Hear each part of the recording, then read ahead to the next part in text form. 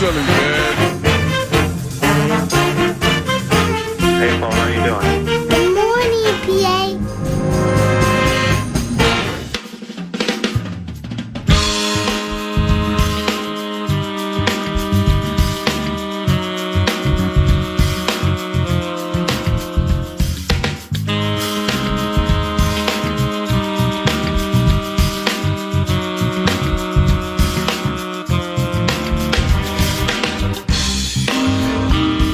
Hey, what's going on, ladies and gentlemen?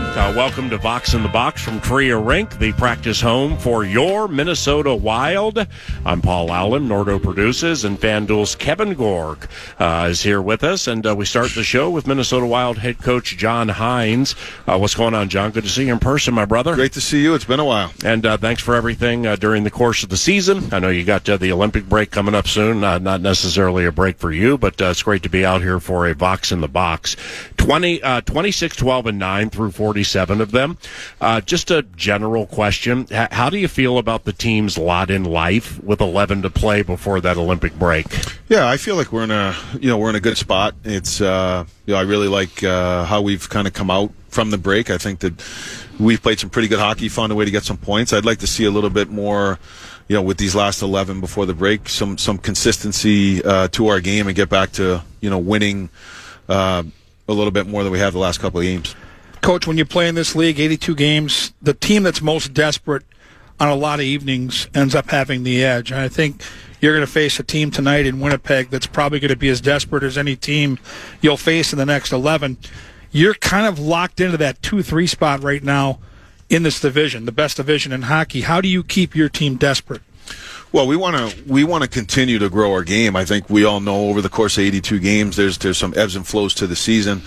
But I'm a big believer in focusing on what's next and making sure that our group is challenged and ready to play and compete every night. And the most important thing is you have to continue to get better as the season goes on. And I think for us, it's not so much where we sit now, but building our game, building up the individual players, making sure that our game is growing, we continue to win, we continue to get better, because the team we are now, we want to be a better team than we are, at the end of the season. So that's, I think that's the motivation and that's our focus. Are you finding it difficult to focus on the Jets game this evening and the Sabres game Saturday, when the Patriots play the Houston Texans this weekend in the National Football League playoffs? And I know you love the Patriots, and I know you love the NFL. Yeah, no, this is a great time of year, obviously, to watch sports, and whether it's the NFL or the college football, I think on Monday night as well, so we can throw that in the mix. That's a nice one. Yeah, it's fun. I think it's when you're involved in sports and you have the opportunity to watch other people and how they go through, and even for us, it's just the intensity of the games, of watching other coaches and how they do in other sports. So it's an exciting weekend for us, obviously, to play, but it's also, I think, a good sports weekend as a fan. When you get to chat with other head coaches of, say, pro teams, so Kevin O'Connell, Vikings, Chris Finch, Minnesota Timberwolves, or so on, coaches enjoy that, don't they? And the reason I bring it up is when the Vikings were playing at the Chargers earlier this year, the Timberwolves were playing the Lakers the same night. So, like, Kevin O'Connell and Chris Finch came together for the first time, and sitting there and listening to them chat about how certain things are handled, not necessarily in game, but like getting ready for games and stuff like that, it was fascinating. Yeah, very much so. I think it's, being a coach, the X's and O's may not be the same, say, football and hockey or football and basketball, but managing of players, preparing your team, what you say to them after them, how you travel, how you deal with your general manager. There's so many different things that come into coaching that, you can get some different ideas and how people do some things, regardless of what sport it is. So it's always important to do that, particularly in the off season, but anytime you have a chance to do it, it's always beneficial. And KG's so close to the team and with you guys so much, and likewise for me with the Vikings. So I think he's going to appreciate what I'm going to say here. But there's so much more that goes into your job than what people hear with Vox in the Box, what people see during games, what they see with press conferences. I mean, it's like you might get a call, so-and-so's 10 minutes late for the charter to get so-and-so, and here's why. It's just managing so much, isn't it? Yeah, it certainly is. I think the fun I would say the most fun part is actually the games, right? Where you can do that, and I think for coaches practices, but there is a lot of things that go into coaching to make sure that things run well, and it's how you travel, like you said, people on time, injuries, media, whatever it may be. So you have to be able to compartmentalize everything and make sure that you have time for yourself to make sure that you're prepared and you're preparing the team for the X's and O's, but there's so many other things outside that actually drive the X's and O's. John is an assistant for the USA Olympic team. First, what an honor. And secondly, have you ever been to Milan? No, it's a great honor, and I'm so thankful for the opportunity. And I've had multiple opportunities to work with USA Hockey, but last year at the Four Nations was a best on best in the Four Nations tournament with NHL players. That was awesome. And this one's going to be the Olympics, so it's ultra special. But I have not been to Milan, have not been to Italy, so I've had a lot of different experiences in hockey. Have not worked in the Olympics, so that would be a first. And going to Italy and Milan will be a first as well. That's great, and there's so much sightseeing that you potentially can do while there. Will you have any time to do that? Yeah, certainly. I think in and around the games, we'll have our time where we have to work. But I think in my experiences in these type of events, there are some days off or downtime where I think people try to experience, or sightsee some things. Here's a suggestion: Leonardo da Vinci's mural, "The Last Supper," at Santa Maria del Grazie Convent. I mean, that could be a once in a lifetime right there. It's Leonardo da Vinci. Are you kidding me? Yeah, I'm impressive with your wow. With your Italian accent there too. I like Grazie. that. I like that. Faccio bella cara mia. Oh boy. One of the guys that'll be on the bench with you is Quinn Hughes. You've had a month now of time with him here in Minnesota with the Wild. What do you know now about him that maybe you didn't know watching him more from afar before he got here? I would say his competitiveness. I think you always, when you see a player, they're a good player and what they bring to the table, but just his consistency of, compete, strong work ethic, whether it's games or practices or morning skates, whatever it might be. But the big thing, I think, when you get a player is you really understand the person and what he comes in and what he brings to a team, his personality, him fitting in, him on the ice and off the ice. And to me, you see different trades throughout your career, and this one's been pretty seamless, and I think it's a tribute to Quinn and how he's handled the situation, but I also give credit to the organization and particularly, I think, our team for being able to help facilitate that as well, of being the guys that play with them and spend the most time with them. Coach, I want to take a different angle to the question Kevin just asked, because Quinn's been here now about a month, and he has the puck on his stick so much, and he's so good at what he does. Is there part of your job that maybe you find his own teammates, even just for a little second, kind of stargazing, like, wow, this guy's on. Oh, wait, I got to go. You know what I mean? I think in the beginning there might be a little bit of that. Maybe the first game, because you're playing with him. But what I've seen is he is a guy that brings a different dynamic to the game with his puck possession time and his offensive driving ability. I think you're starting to see a little bit more guys are starting to understand some of his tendencies as well. And I think that's making it a little bit more seamless. Probably easier for Quinn, but I think also easier for the guys he's playing with. John Hynes, coach of the Minnesota Wild, Vox in the Box in St. Paul. Jets in town tonight. It's a 7 o'clock puck drop. Listen to it on KFAN. Watch it on Fanduel. On Monday, we saw Zach Bogosian and Joel Eriksson take part in morning skate. They looked the part. You said day to day. How are they coming along? Will either one of those guys be available tonight against Winnipeg?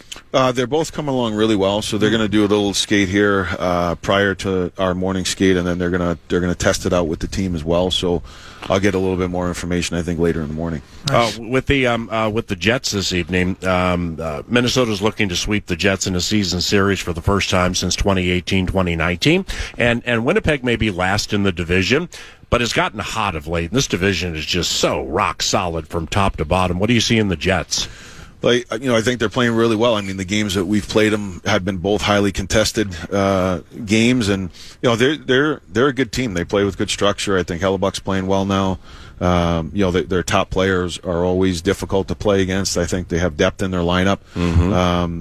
That are hard guys to play against, and I think their decor is they got some size, mobility, and puck movers. So it's certainly going to be a challenge tonight for us. As a head coach, I've heard it just so frequently from you and so many people that it's more so about your guys and what you do as opposed to the adversary to a certain extent. But you got to scout the adversary and, break things down where you can find weaknesses. But how do you balance that? Recognizing that, there are tendencies that they have that maybe you can exploit, but really it all comes back to how you guys play, right? Yeah, it is. You want to make sure that your game is going to be in order because, it is a fluid game. There are tendencies, but I think the sport of hockey is, comes down to a lot of your structure and the identity that you want to play with. Now, in saying that, you want to narrow some things down that, they might be specifically very strong at from an offensive perspective, so you need to understand that. But the same thing is there's some things that we want to do offensively no matter who we play, but there are some keys against each team that you want to try to make sure you can try to exploit. Time for two more. It's awesome. We've got the Olympics. We've got that 3-week period where a lot of the players are going to get some time off. With that, such a condensed schedule, so much travel for you guys. It's felt like, John, you've had a different way of approaching practice time this year because of that condensed schedule. How do you as a coaching staff manage your team's well-being mentally and physically to get them the time off they need? Yeah, I think you have to take both things into account. I try to be very collaborative with our strength and conditioning coaches and our athletic trainers and get feedback from them as well as the players. So we usually try to plan a month out, so we have a pretty good idea of what days we might give off, and then also have in our back pocket what days we might do additionally if we need it, depending on where the team is. So there is a lot of thought that goes into it. There's a lot of information that you get. The guys wear all these monitors and things like that. Yeah.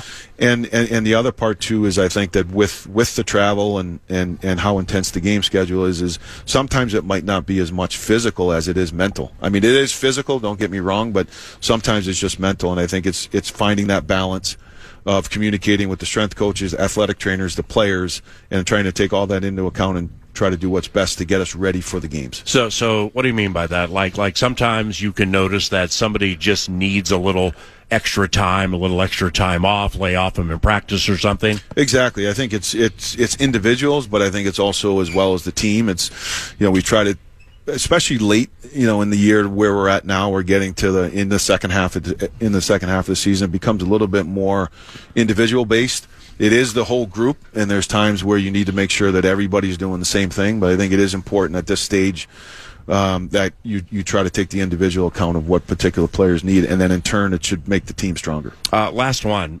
Is this a little patch right now with that Islanders game and then the Devils game where puck luck isn't necessarily going your way with some of these shots? It's like trying to score. You've had a lot of close but no cigar. I mean, you've seen it the other way too, where pucks have gone off skates and gone off gloves and stuff like that into the net for you. But is this a little close but no cigar patch right now? You got to push through with the scoring. Yeah, I think it's scoring ebbs and flows. I think when if you're generating offense and you're getting scoring chances and you're getting good looks and things like that, sometimes they're going to go in easy for you, sometimes they don't. But to me, it's staying with our game and making sure that doesn't consume us. That you have to continue to play through things, you have to continue to play the right way. And to me, that's I think something we've talked with the guys about. Just make sure we continue to move forward the right way. Marcus Foligno joins the radio show about 90 minutes from now. Buffalo Bills fan, Buffalo, New York native. You guys play the Sabres Saturday at 12:30 Eastern, I believe. Mm-hmm. And the Bills play KG's Broncos like right after your game. There's an opportunity here to stay in Buffalo before you take that short flight to Toronto and find Anchor Bar or someplace in Buffalo. Great wings. And are you on that trip? Oh, I'm on the trip. Okay, wow. So you got Foligno at one table, you got KG Gorg at the other? Be at the Anchor Bar on we'll be watching Friday it one night. way or the other, I Right. can promise well, unless you guys leave for Toronto right after. We're leaving right after. Yeah, we'll get there in time to watch the second half at the hotel. That's on going to now. be good. You're the best, man. All right, thanks, my man. Tear it up Appreciate tonight. it. Good All right, seeing you thank again, you. okay? Good to see Thanks, you. Coach. Thanks, John Hynes, coach of the Minnesota Wild, starting our Vox in the Box from Trier Rink in St. Paul. Marcus Foligno joins later. Likewise for Russo Radio, Ryan Carter from Fanduel. He's going to be on in the final hour. Likewise for Radio Joe O'Donnell, about 10:30.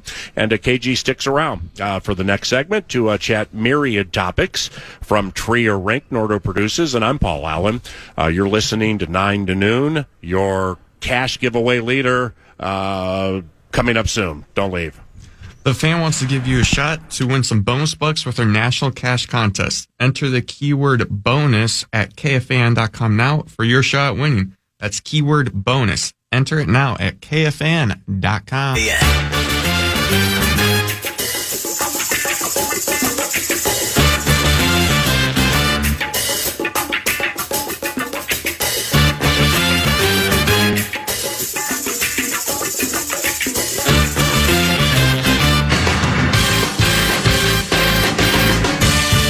Devin Ward guides the Great Ship Love Covenant from FM 100.3 KFAN. Yours truly, along with Nordo and Kevin Gorg from Fanduel, are at Trier Rink in St. Paul. We thank the Minnesota Wild, specifically John Hynes, for joining us weekly, as he has for at least a couple of years now. And the Winnipeg Jets here this evening, they've won 3 in a row, last in our division. Like Coach Hynes said, if you break down some of the game logs and or scenarios with Connor Hellebuck, widely considered one of the best goaltenders in the NHL, he's gotten himself hot right now, and you know more about it than me, KG. But like Hellebuck was bad for a long stretch of this season. When I started researching this, I'm like, damn man, if like you ask casual hockey guy like me, all right, name the 3 best goalies in the NHL. He's one of them. I put it in there, but like through a month and a half, a month and 3 quarters, I mean, he was like bottom 3, and then he got hurt. Since he's come back, it took him a little while, but he's found his game. And this game is very similar to what we saw a couple nights ago on Monday against the Devils, where preseason, this was a team that was one of the favorites. They were the President's Trophy winner last year. Devils were one of the Eastern Conference darlings before the year started. They've not had a good first half. They're going to be desperate in the second half. They still feel like they can make a run to make the playoffs. And for the Jets to do it, a lot like the Devils, they need to rip off 7, 8, 9 wins in a row. They need to go through a couple of hot stretches. So the desperation thing's the key for me. If Minnesota can match their desperation, the Wild right now are a better hockey team, top to bottom. They're better than the Winnipeg Jets. But if you don't match that desperation, and at crunch time on Monday night, New Jersey was able to make the plays. The Wild had chances, as you referenced with John Hynes. They didn't execute. So now let's see if they can bounce back. So, stupid question at a global level, Gorgie. You mentioned Hellebuck. What has gone wrong in total when you see something happening like Winnipeg? We're celebrating earlier this season. Hey, the Wild, for the first time in a long time, they're beating some of their division rivals, something they weren't able to do the last couple of years. They go up, they get a big W in Winnipeg, and we're just kind of like, okay, we got something here. But as you mentioned, their struggles, and you're kind of seeing it really. Top 3 in the Central, we know who they are, but you're kind of seeing, okay, mid-lane, thought Utah was kind of on the come, and they're just kind of mid-lane, cracking under the crack. You get where I'm going with this, though. We're seeing a lot of mid-lane hockey below the Wild in the Central. I'm just kind of curious how everybody fell off at the same time, it feels like. It's amazing, Nordo, because on the Eastern side, there's so much balance top to bottom. And on the Western side, Colorado has been absolutely dominant. Yeah. And Minnesota and Dallas have been the next 2 teams. And after those 3, there's a significant drop-off to the next best team in the West, which is probably Vegas. And they're probably going to figure things out. They got another win last night. They're starting to heat up themselves.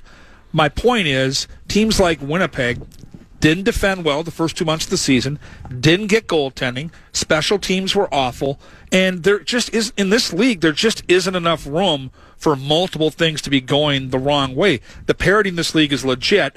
Last year, everything went the way of Winnipeg. Everything was clicking. Hellebuck was great. They were good all the way through. They won the President's Trophy. It's amazing how different it can be a year later. What was that Devils night like at Grand Casino Arena with Quinn, Jack, and Luke Hughes? There was a buzz. And I'll tell you, PA, for the last month, since Bill Guerin made that big move, it's felt different in that building. You know, you walk out for warm-ups, and I do that interview at 6:30 at the top of our pregame show. We'll record a bench interview. You know, we're used to seeing people in the building, but not half full.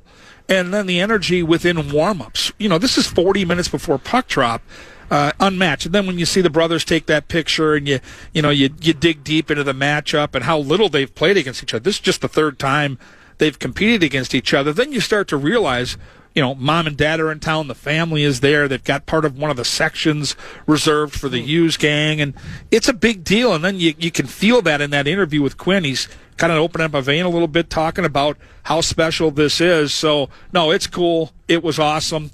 Unfortunately, what was kind of an entertaining game for 40 minutes got away from Minnesota in the third period when the Devils scored those quick goals to get up 5-1. No one's going to panic around here. This is a great hockey team.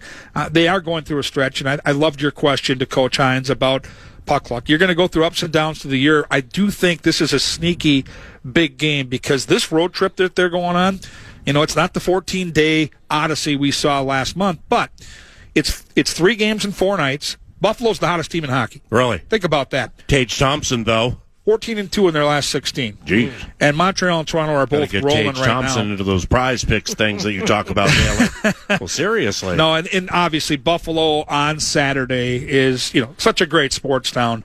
It's going to be jumping. The goaltending, the tandem, the duo, the Wall of St. Paul, and then Gus Bus, as good as their run has been, it feels like it hasn't been on that terrific heater that we saw over maybe a 15, 17-game stretch even a couple weeks ago. And the only reason I truly know that, because you look statistically, you're like, all right, these guys are damn good. And certainly we love what we have here. But I'm looking at you, Wedgwood and Blackwood, the dynamic duo in Colorado, do they just have everything? I'm just curious, you relent at all over, in 2 weeks is not a small sample size, and it just feels like you're a mile away from what the Avs are continuing to do here in the West. So where are we at in terms of that dynamic tandem between the pipes? Has there been any, might you say, just kind of leveling out or regression? Or is, again, that just kind of overanalyzing what appears and hopefully is a short-term stretch? Oh, there had to be some leveling off. I think the bar that they set, save percentage up near 96, 97, is not something that's long-term sustainable. And they had that incredible run well over a month where they just were trading punches and playing at this incredible level. And the team reaped the benefits. And now in the last couple of weeks, to your point, Nordo, it has leveled off. And I think if you talk to both of these guys individually, they're not preparing any differently. It is, I think, a good time right now for a reset. And I think both these guys right now look at the next 4 games. You look at the game tonight against Winnipeg, the tough road trip that takes you to Buffalo, Toronto, and Montreal. They're likely going to each get a couple of starts along the way. This is one of those sneaky, all right, reset points in the season, not just for the hockey team, but for the goaltenders to get back to where they were, at least close to where they were, because in the last 6-7 games, you're seeing 3, 4, 5 pucks go in. Not going to win a lot in this league when you give up more than 3. Maybe the dumbest question that you'll get all day, and I'm not saying it's a bad thing, but a couple weeks ago, team gets much healthier. You reinsert 4 or 5 bodies that you want into the mix. And I'm just thinking, is there any potential where it's impacted things in terms of the chemistry and reacclimating? Because it felt like, I'd say early December, let's just say a month ago, there was immense urgency. And then you add Hughes, and then boom, you're off to the races, right? Then you get super healthy. And now you're trying to reintegrate all these names and faces that we love, and we're going to want them in April and May and hopefully June. There you go. But in the same sense, I just wonder if that reintegration process from Hynes' standpoint and just putting this thing out on the ice every other night, how that impacts things. And maybe in the short term, does that play into we're trying to figure some things out? The challenge you run into is it's great getting those bodies back. It's great having Quinn Hughes. Do you get comfortable? And what I mean by that is in this league, when you play 1 of 82 every night, I get back to the parity in the league and the separation that there is from top to bottom. There isn't much. If you're not playing with complete desperation and playing on point, things could go pear-shaped. And the other factor here, at least recently, the last couple of games, is I'll stand by it. You take Joel Eriksson-Ek out of this lineup, they are a completely different team. You go back and watch the last couple of games, and yes, they've had chances. Yes, Sorokin was great in that Islander game, and yes, they missed a few open nets against Markstrom and New Jersey. What's been missing more than anything else? Net front presence. Joel Eriksson-Ek drags everybody into the fight. And I know that you can make an argument right now. Boldy, Kaprizov, and Quinn Hughes. Who's the best player on the Wild? And you can sit in the bar, have a beer with your buddies, and you can argue about that for hours. And it's a great argument. I will tell you the most valuable player on this roster continues and will continue to be Joel Eriksson-Ek. Face-offs, penalty kill, net front, battle level, it's all there. And so if he is indeed able to play tonight, it is a huge boost for Minnesota. And that is iffy, right? That is an on-the-fence situation with him. I was hoping he would be back, and I think all of us talked here in the last couple of days getting ready for the broadcast that we thought he might be back. I chatted with Wes via text yesterday. John Hynes' answer was really vague. Yeah. So I was confident he would be until I asked the question when Coach was with us, and now I guess I want to watch not only now. The little skate coming up. The skate coming up with Andy Ness, who does a phenomenal job. He's out there right now, our skating and skills coach. And then let's see how they're integrated into practice, because when they get to line rushes here, somewhere around 10:30, 10:45, that might be the tell. Did you happen to come across that story about the E-Bug in Chicago, the emergency backup goalie? I mean, my man's in a men's hockey league down the street from United Center. So cool. And illness flies through the Blackhawks locker room. They're down 2 goaltenders. They elevate one from the AHL, and then they find beer league guy who's like Nozalillo or something. Beaupre. Connor Beaupre, who we've seen at XL Energy Center, Grand Casino Arena, Trio, and everything. But you being a former goaltender, can you imagine? I forgot the guy's last name, but can you imagine if the AHL guy got nicked up and this guy had to go into the game against Ovechkin? We've seen it, though, right? Like, we saw the Zamboni driver come in and beat Toronto.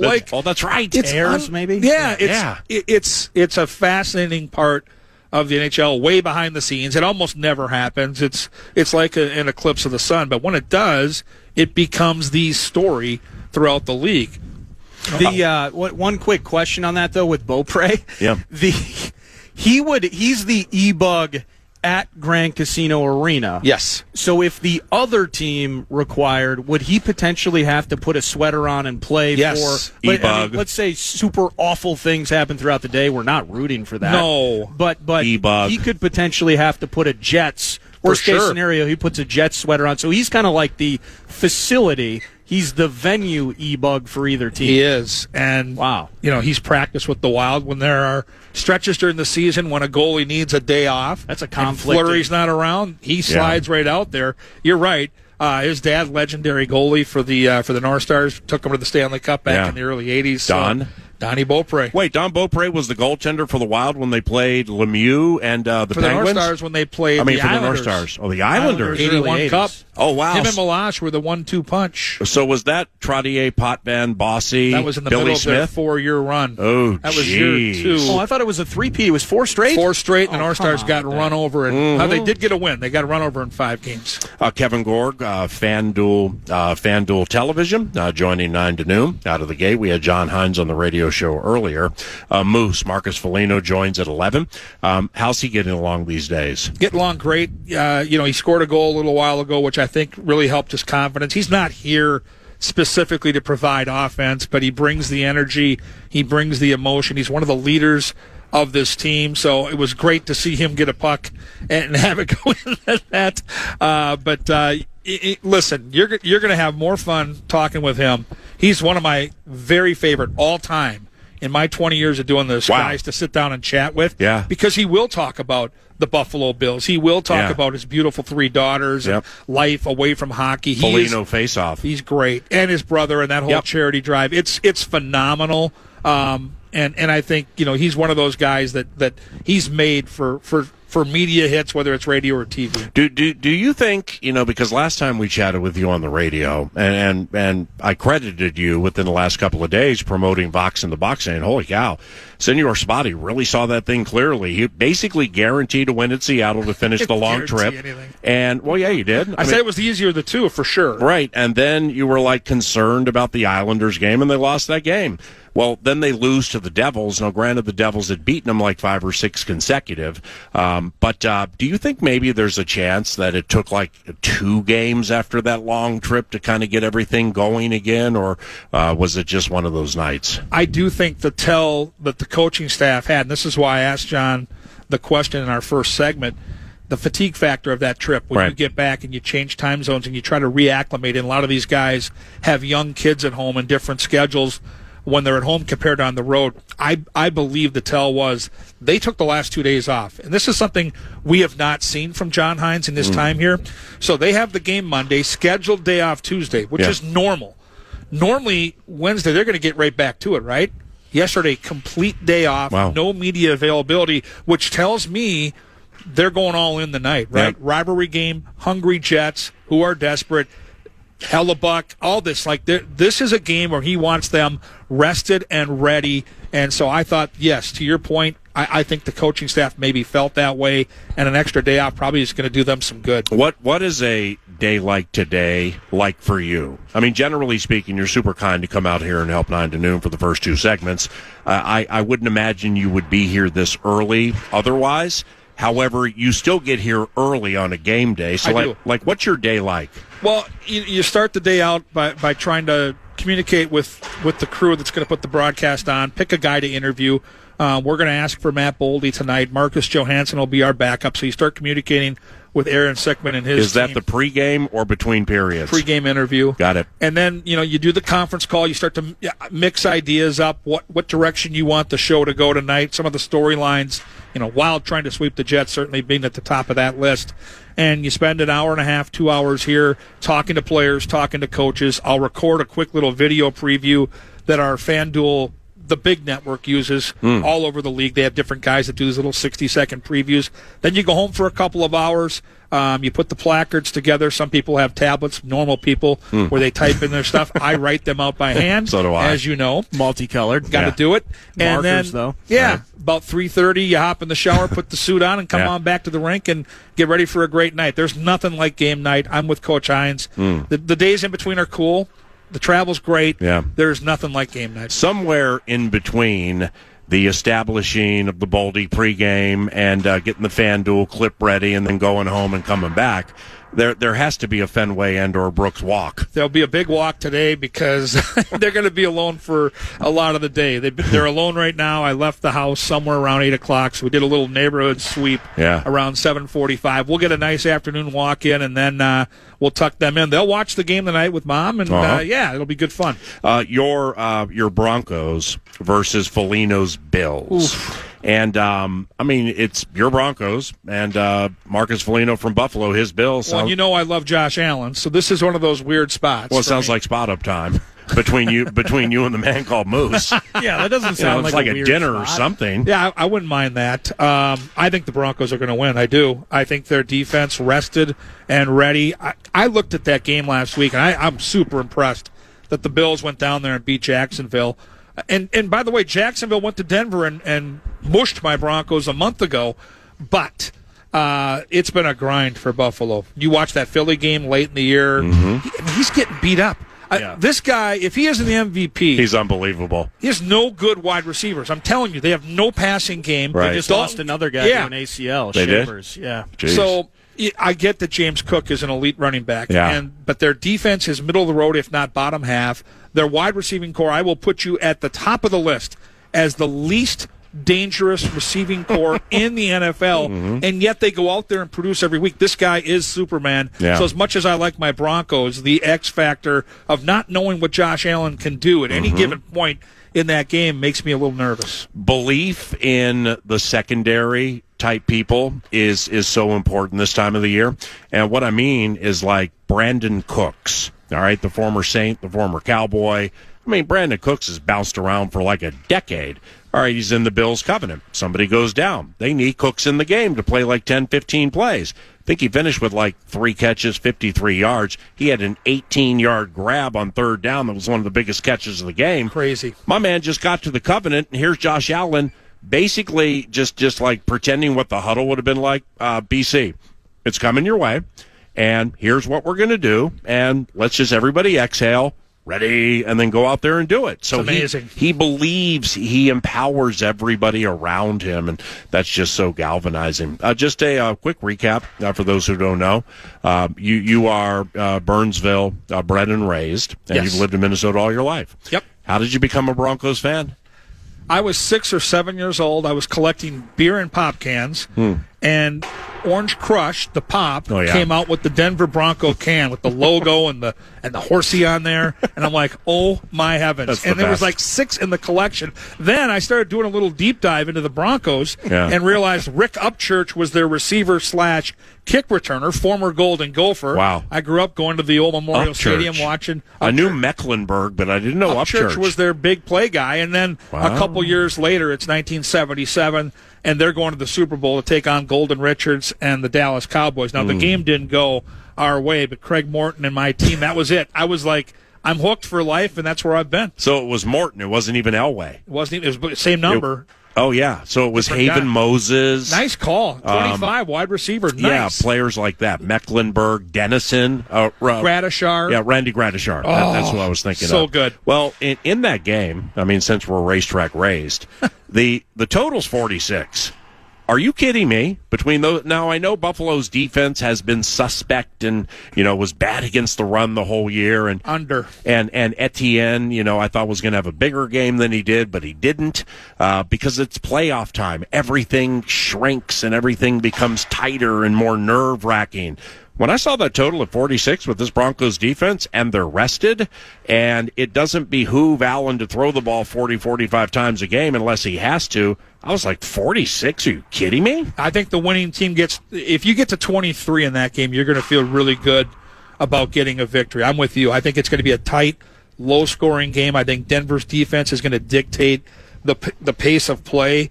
Kind of a 23-17 type of game, so I'm with you on that. And you watch the Broncos and follow them markedly more closely than me, but from afar, I'm a Bo Nix fan. But in a lot of these Broncos games, man, it's just like a complete 45, 50-minute meat grinder where it's like, wow, they might not win, or wow, it's just another super tightly contested game. And then the offense and Knicks catch fire the final 10 minutes of games where they're almost unstoppable. Is that fair? He's got a little Caleb Williams to him where he's at his best in the fourth quarter when they're down. And we've seen huge comebacks against Dallas, against the Giants. The game at Washington was crazy. The Packer game, every week with Denver, it's a grind. Yeah. And he seems to embrace it. I think the irony of this game is, Josh Allen's going to make plays with his feet, but to me, the X factor on the Denver side is I think Bo Nix, if they're going to win, has to make plays with his feet. And I should know this. Who's your preferred running back? Something Harvey? R.J. Harvey's a rookie. Harvey. Yeah, R.J. Harvey. Who's he? Well, he's a rookie he wears number 12, so it's a weird number. He's better on the exterior part. And Buffalo can be gashed in the middle, so that's where I think they're gonna drop some plays for Bo Nix. They've got a cat named McLaughlin that can run up the middle, and then they're going to use. I think Cortland Sutton again underneath can be a real problem for Buffalo. It's a really cool matchup because Josh Allen just wills the Bills into big spots, and if they get through this one. After going to Jacksonville, it might be their year. So I'm excited to watch this game. I think Denver and that defense against Josh Allen is a really cool matchup. If the Broncos made the Super Bowl and you can swing it with your schedule, would you go? No, I'd rather watch it on TV. Yeah, right. I really would. I mean it. I've never been to a Super Bowl either. Yeah, never. Crazy to me. Zero. Well, I tried to go to one when I lived in Southern California. Doug Williams, quarterback for the then Washington Redskins, my lifetime favorite team growing up in D.C. Ricky Rodriguez? They buried my Broncos. So they're playing the Broncos at Jack Murphy in San Diego. Broncos go up 7-0 first play of the game. Great. They score the next 42 on us. All right, Shirley, God rest her soul. Shirley gives me X amount of dollars, helps my friend Ricky Rodriguez too, because he and I are gonna go see the game. Bought some tickets outside of the stadium about 4 hours before the game. Spent a grand total of like $850, $900 on 2 seats. Went up to counterfeit tickets. Yeah, counterfeit tickets. Couldn't get into the game. Shirley ripped off. Watched what's the Gaslight District or Lamp something district in San Diego. That's heartbreaking. Yeah, it was just so I tried to go to one, but my favorite team won too. I mean, Timmy Smith was like the MVP. I don't want to talk about the game. I had a Timmy Smith jersey I was wearing. That's my Thunder Gulch story. I've never told you that. That's so cool. I have a Thunder Gulch story. Timmy Smith was the Super Bowl MVP, was a running back. I had a Timmy Smith jersey. Hey, trying to go into the games. My friend Ricky Rodriguez Well, what do you mean these tickets don't work? We just spent $875 on them with my man over there. Wait, where is he? Hey, buddy, come back. Somebody like running down a catwalk or something with our cash. If you guys get to host it, I just if you can get through this game, yeah, I think you're Santa Clara bound. I do too. And that's just, I mean, Bo Nix needs this game, I think, the ability to handle whether it's Patriots or whatever's coming your way the next following week. I think you might be Santa Clara bound. What about the Rams and Bears? Any opinion? Yeah, I've got an opinion. I think the Rams 3.5, right? Yeah, I like the Bears. Mm-hmm. Listen, the Rams are a better team. Indoors, the Rams would likely pump this football team. Outdoors, it's going to be windy. It's going to be snowing. It's going to be cold. I saw a number.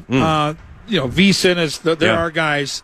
Last 10 times Stafford's played in wind and or snow, straight up he's 1-9. Oh, geez. I love Matt Stafford, Hall of Fame cinch, one of my all-time favorite players to watch in that weather. With the Bears are just one of those teams, man, where it feels like this just could be their year. And I don't know how, because I've watched them. I don't think they're that good. But Caleb Williams, that coach, the fourth quarter, the magic, I think it continues. Texans at New England. Doesn't that sound like 13-6 somebody? It sounds like free money to me on New England. I don't know how. What's the number? 3 only. Oh, geez. So, yeah, their defense, you got Drake May a start under his belt. It wasn't real pretty outside of the throw to Henry, which was beautiful. Yeah. And you got C.J. Stroud, who's turned the football over left and right. You have no likely top receiver, Nico Collins. And I think it's a big step up in class, right? Going against Pittsburgh and now going to New England. That's a huge step up in class. I don't think the Texans are ready for it. Before we say goodbye, we do have the sounds of hockey here at Trier Rink, and it's the sounds of Jules Eriksson Ek. I mean, he's flying around the rink right now. He looks good to me. Looks great. Come on, Coach, put him in. Okay, so you have this now. Does he take part in morning skate, or? If he's going to play. If he's going to play, so we'll know that in 15 minutes. Not only will he take part in morning skate, but he'll do line rushes. And I would say, just from listening to the coach, it's probably a coin flip. Yeah, I appreciate you, buddy. Appreciate you too, guys. It's Kevin Gorg at Gorgomatic21 via X, 9 to noon, has a Box in the Box presentation in the air right now from Trier Rink in St. Paul. And with Nordo, I'm Paul Allen. Back after this.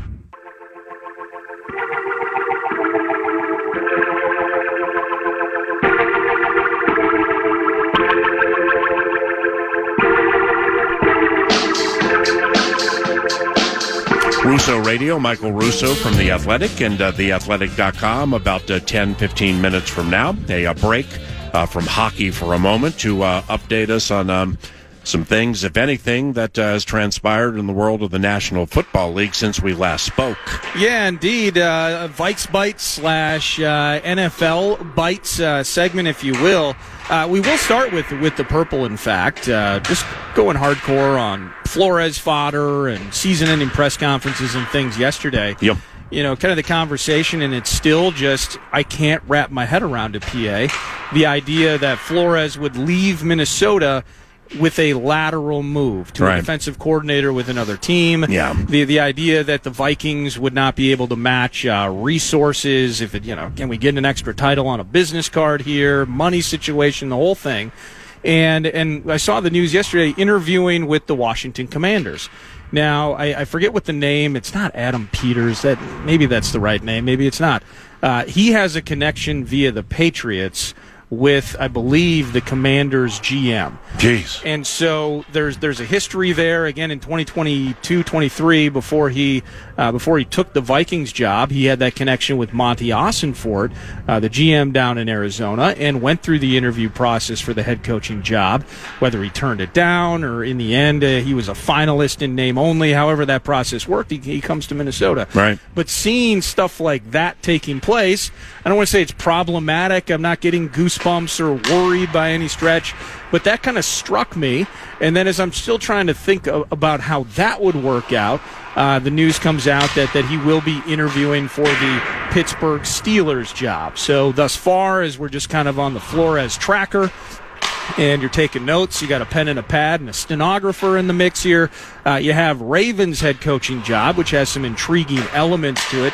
Probably of all openings, I would say most plug and play to be competitive and in the mix in 2026, given Lamar Jackson, given you get Matt Abuke back, that big timer on the D-line for the Ravens and all of that. And then the Commanders, certainly not in full rebuild, but they really need to re-rig things with both Kingsbury, I believe, leaving, and then I forget the name of the defensive coordinator, but clearly there's an opening there given the interview with Flores. But now Pittsburgh. Yeah. Pittsburgh connection, and everything's a buzz if you're watching Pittsburgh fan Reddit threads and various social media hashtags, etc. That's interesting you say that, because I never look at Reddit threads, but I searched yesterday. I know what Reddit is, but I've never looked at it. Right. And sometimes you get into it. Well, I've looked at it, but sometimes you get into it and it's tough to kind of figure out how to find exactly what you went in there for initially because of advertising and things like that. But I Googled yesterday Winnipeg Jets fan reaction site just to see what the Rubes are saying about the Jets who have won 3 in a row. And I love doing that. Before that, they lost or had troubles like 14-15 or 15-16. And it just seems like there's a flim-flam with so many different things this day and age that it's like, okay, this cost, what was it? A movie recently that I paid $3.99 for, like Prime or something like that. Sure. Well, then the bill comes through on the credit card or the bank account, and it's like $4.39. So there's like a little 50-cent upcharge there. And like, okay, because they're going to take the tax came through. Right, but it's not. It doesn't say that when you purchase it. No, okay, is 50 cents a difference for me or most people? No. But you'd like to know. And if you think about the entity charging the extra 50 cents times how many people buying this over the course of that's a lot of money. You really went through a Reddit rabbit hole, didn't you? Well, this off what you just so then I get into Reddit and you're trying you see the headlines like Jets won 3 in a row. Okay, click on that. Then add. Then you go to click on something pops up so that you click on it before you get into it. Sure. I'm like, holy cow, are all constituents so stuck right now that they're like flim-flamming things on the back end so that you get in there, maybe look at it and go, hey, I came in here for this, but I think I'll buy this for $95. You know what I mean? It's all over the place, man. Yeah, well, Reddit's an awful cesspool, but from a fan Rube thread standpoint, just digging into some things, a lot of Pittsburgh fans are on fire about the idea of that baton toss that I've talked about in the past, and it's not. I didn't go deep diving a beautiful mind on it to connect the dots. It's just that's an interesting spot for him, and not that the Giants were ever going to be a spot. I wonder if, especially after the Daboll and Belichick texting the wrong Brian and all of that, if Mr. Flores at any point would ever be a candidate for the Giants near term or long term. But we may not have to worry about that, PA, as the news breaking. John Harbaugh and the Giants are working to finalize, it appears it might be up to a 5-year deal. Wow. To become the head coach of the Giants. So initially, whether did Stefanski officially interview there? Yeah. Okay, so he was an interview candidate. Yep, he interviewed with Atlanta, and where was he yesterday? He interviewed somewhere yesterday, He may have too. interviewed with the Ravens. That may have been a spot, because I know the Ravens were trying to interview 10 or 15 people, and you can find kind of an extended interview with Steve Bisciotti, the Ravens owner, kind of talking through his mindset and the philosophy of moving on from Harbaugh.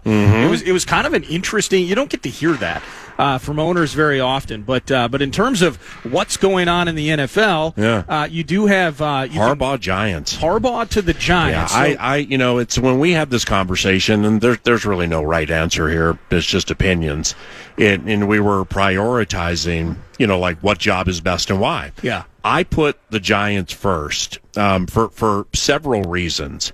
But one of them, had to do with more than just the players on the team. I mean, it's the money they pump into that thing. There's just a lot of things that go. When the Giants are good, it's a really, really great place to be. But, the more I think about this thing, it's like when you, Alec, and I, or with whomever, we prioritized which job we felt was best and why. Yeah, it was you, me, and Charch maybe last Friday. That's what it was. Yeah. I should have elevated Pittsburgh. In fact, Pittsburgh should have been top 3, and it has nothing to do with the fact that they don't have a quarterback they don't know who their quarterback is for next year. Right. It's the Rooneys can't fire people. No, they can't. I mean, seriously, it's now granted with Knoll and DeCalwer and Tomlin, you've had a lot of good memories, but they have to be the most patient owning family, really, of anybody in the NFL. Where now granted, Tomlin didn't have a losing season for 2 decades. But it's difficult for them to move on from people. So if you're looking to get a landing spot for 3, 4, 5, 6, 7, 8, 9, 10 years, get a little stability, people who believe in your philosophy of how you want to rebuild it, Pittsburgh wouldn't be a bad place to be. Well, that's why I think the Flores landing spot makes so much sense there, and then you can do connections to the Raiders, as we've talked about, and other things. But the Giants are interesting because you mentioned when they're good, it's a great place to be. Well, say for 07 and 11, a lot of struggles at times with that team. And the headlines get louder in the Big Apple than they do in just about any metro market in the country. Well, I also like Jackson Dart more than most. Well, and that plays into it. Jackson Dart was at the Harbaugh interview. Not for the whole thing, but like John interviews, and Jackson Dart was part of it. And we got Russo Radio around the corner. Another sidewinding thing with Harbaugh reportedly landing in the Giants, is I think that's an indicator that Matt LaFleur probably will get a contract extension relatively soon. In that, that's not a bad job to have. The Packers' job, again, they have the fans own the team. They have Ed Policy's the president. He makes all the decisions, so you don't have to answer to owners. At least, like say Mark, Ziggy Wilf, or whatever. Sure. But you got the quarterback, you got a running back, you got Micah Parsons. I mean, it's not a bad place to be. No, it's not. But I think about New York. Is it the most obvious they would go Harbaugh because of what they've experienced in the post-Tom Coughlin area? You talk about the Rooneys having a hard time moving on. Mm-hmm. Since they moved on, Tom Coughlin was established, not elite, but a good coach. I think he was in Jacksonville prior to New York. Yeah. He wins a couple Super Bowls with Eli. We remember his red face on the field at Lambeau and stuff like that. But now going through the Dable, what was it, McAdoo prior to him? Yeah, Ben McAdoo. And then that GM they have, Joe Shane, I don't think he can go out in public in New York. The fan base is so sour on this guy. Right. And Mara rolls in, it's like, okay, this Dable thing, McAdoo was a freaking disaster. Was Garrett maybe, the former Cowboys? Yeah. Was he? Jason? Maybe he was a coordinator in New York for a stretch, etc. They're like, we've tried all this stuff. This is the big name. Yeah. Like, is there some big city, big name, and maybe GM's job on the line with getting this right? And it feels like, I mean, what he did in Baltimore over the course of time, like that's a safe, high-end option among what's in the coaching pool. And what we're discussing is our reports that John Harbaugh is going to be the next coach of the New York Giants. We're going to get back to hockey here momentarily. Michael Russo, Russo Radio, at Russo Hockey via the X Machine. He's going to join us the day the Minnesota Wild take on the Winnipeg Jets this evening at Grand Casino Arena. What you can hear in the background is Jules-Eric Sinek. He's been out there for about a half hour now, and he's out there by himself with a goaltender and Andy Ness, the skating coach, trying to get himself ready for tonight. John Hynes, coach of the Wild, joined us earlier, and just reading between the lines kind of made it sound 50-50, like Eric Sinek's going to play this evening. Looks fantastic right now to the untrained eye, and Wild and Jets are on KFAN tonight at 7 o'clock. Back after this.